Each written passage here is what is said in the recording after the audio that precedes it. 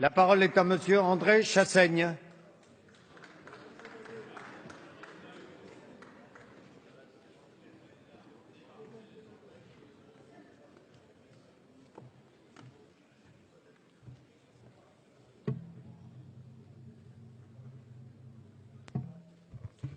Monsieur le Président, mes chers collègues, Messieurs les ministres, c'est avec émotion que je m'associe au nom de mon groupe à l'hommage unanime rendu aux soldats morts en Centrafrique.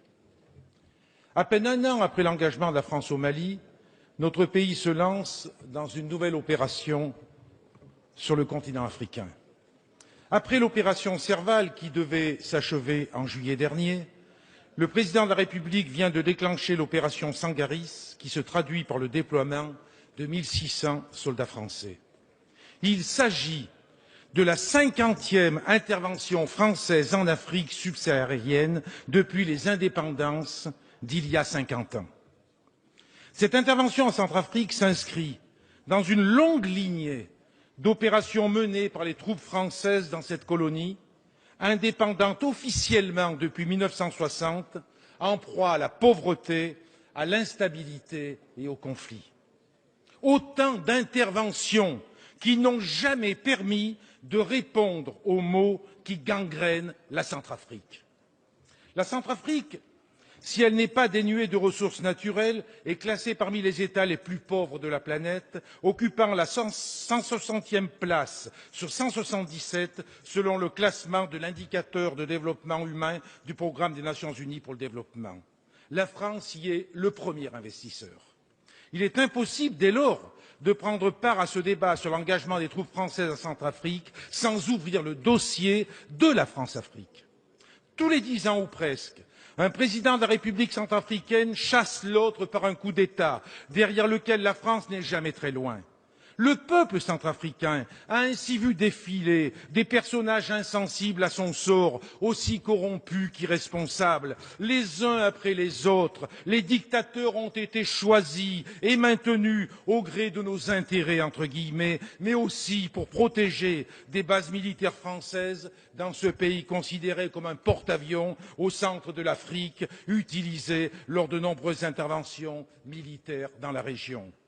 La France n'est pas étrangère à la situation chaotique que connaît ce pays. Elle porte une responsabilité historique dans la tragédie centrafricaine. Elle n'est donc pas la plus qualifiée pour intervenir. C'est un paramètre que nous ne pouvons pas ignorer, même si, je le dis clairement, il n'est pas question de tergiverser pour la protection des populations civiles, premières victimes des violences sanglantes qui déchirent ce pays. Monsieur le ministre des Affaires étrangères a déclaré face à la communauté française de Bangui le 13 octobre dernier, je cite, « Sachez que l'amitié traditionnelle qu'a portée la France à la Centrafrique, nous voulons la manifester de nouveau pour aujourd'hui et pour demain. » Pourtant, notre histoire commune est marquée par de sombres affaires. Nous gardons en mémoire le pitoyable sacre de l'ancien sous-officier de l'armée française devenu l'empereur Bokassa Ier en présence de la diplomatie française. Malgré ce soutien, le président Valéry Giscard d'Estaing a décidé de débarquer son ancien ami devenu trop encombrant, incontrôlable, qui menaçait nos intérêts pour installer au pouvoir le président David Dacko pour ensuite favoriser la dictature du général Kolimba. Il sera remplacé par le dictateur Ange Félix Patassé, qui sera quant à lui chassé du pouvoir en mars 2003 par le général Bozizé, un jeu de chaises musicales orchestré par l'ancienne puissance coloniale. En 2007, face à la multiplication des mouvements rebelles sous influence soudanaise et tchadienne, les parachutistes français sautent sur Birao, dans le nord de la République centrafricaine. C'est de ce nord musulman qu'est venue en décembre 2012 l'offensive des rebelles de la Séléka qui, le 24 mars dernier, porta au pouvoir Michel Djotodia. Dans un réflexe hérité de l'histoire, le président Bozizé avait appelé à l'aide la France avant de prendre la fuite. C'est ainsi que l'actuel président centrafricain est arrivé au pouvoir avec le soutien des rebelles de la Séléka qui sont devenus ses propres ennemis, Michel Djotodia qui en appelait à la France après avoir dissous la coalition rebelle de la Séléka. Aussi, au regard de notre histoire en Centrafrique, on peut légitimement s'interroger sur les différentes motivations d'une nouvelle intervention dans l'ancienne colonie. L'ordre du jour réel du sommet pour la paix et la sécurité en Afrique qui s'est tenu à Paris il y a quelques jours était clair. Avant de parler de paix et de sécurité, Paris et ses alliés du continent africain se sont intéressés à leurs préoccupations économiques et financières. Ce sommet est avant tout une offensive diplomatique pour la sauvegarde des intérêts de la France en Afrique.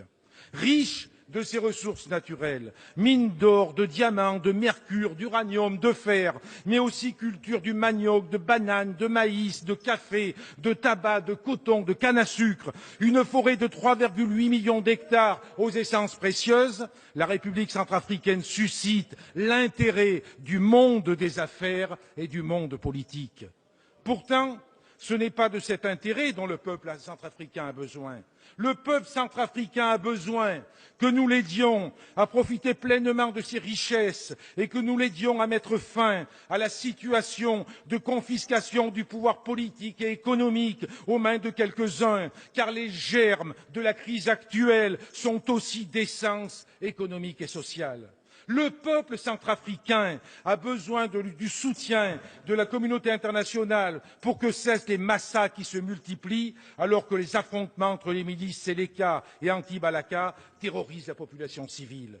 La terreur et la misère ont déjà poussé un demi-million de réfugiés dans des camps de fortune. Aussi, je le redis, il n'est pas question de tergiverser pour la protection des populations civiles.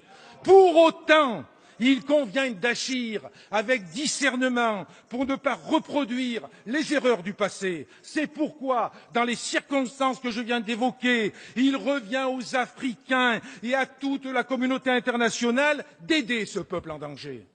Or, derrière l'unanimité de la résolution onusienne autorisant le recours à la force, la réaction internationale est en réalité d'inspiration franco-française et sa teneur est purement militaire. En effet, le texte adopté par les 15 pays membres du Conseil sur proposition de la France autorise les soldats en Centrafrique à, je cite, prendre toutes les mesures nécessaires pour soutenir la MISCA dans l'accomplissement de son mandat. Dans ce cadre, la France va tripler son contingent sur place. L'Afrique demeure bien un terrain d'action militaire pour la France, ce qui fait d'ailleurs regretter à Amnesty International et à la Fédération internationale des ligues des droits de l'homme l'absence de mise en place plus rapide d'une véritable force de mission de la paix des Nations unies. Vous l'avez compris, nous avons, pour qualifier le sentiment qui nous anime, un réel malaise face à cette intervention.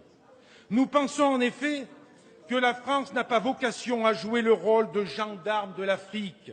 Les valeurs anticoloniales, toujours défendues par les communistes, nous l'interdisent.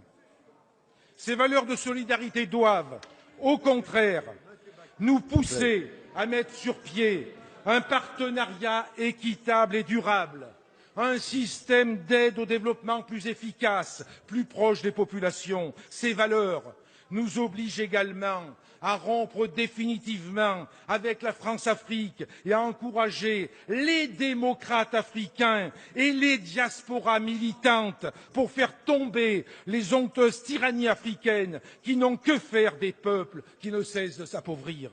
Ces dictatures qui préfèrent défendre des intérêts des firmes privées tentaculaires exploitant aujourd'hui 80% des gigantesques gisements africains et dont les bénéfices sont rapatriés dans des paradis fiscaux. Notre pays a une dette morale considérable envers le peuple de Centrafrique, une dette qui nous oblige à reconnaître que nous n'étions pas les mieux à même pour intervenir dans la situation dramatique qui le frappe. Oui, nous sommes favorables au recours à une force d'interposition sous l'égide de l'ONU, mais une force qui soit multilatérale. Cela suppose que la France ne soit pas la seule à être impliquée sur le terrain aux côtés de la MISCA. C'est la communauté internationale dans son ensemble qui doit être mobilisée. Cette force doit avoir pour mission de créer les conditions d'un cessez-le-feu, d'un secours organisé aux populations en détresse et d'ouvrir la voie voie à l'état de droit. Elle ne pourra que si elle ne peut être soupçonnée d'agir au nom d'intérêts à préserver dans une ancienne colonie. C'est un lanceur d'alerte que je m'adresse aujourd'hui à vous. Les interventions militaires françaises vont à contre-courant de l'histoire. La mission de la France, c'est de défendre la stabilité et la paix des peuples en Afrique. Notre pays n'a pas vocation à défendre des dictatures et des États artificiels. La mission de la France, pour être en harmonie avec ses valeurs et ses idéaux des Lumières, n'est pas d'être le gendarme de l'Afrique. Elle est de remiser les visions géostratégiques nées du temps de la colonisation pour en écrire d'autres, respectueuses des peuples, respectueuses de leurs richesses, respectueuses de leur souveraineté. Chers collègues, c'est ainsi que la France grandira. Merci, Monsieur Chassaigne.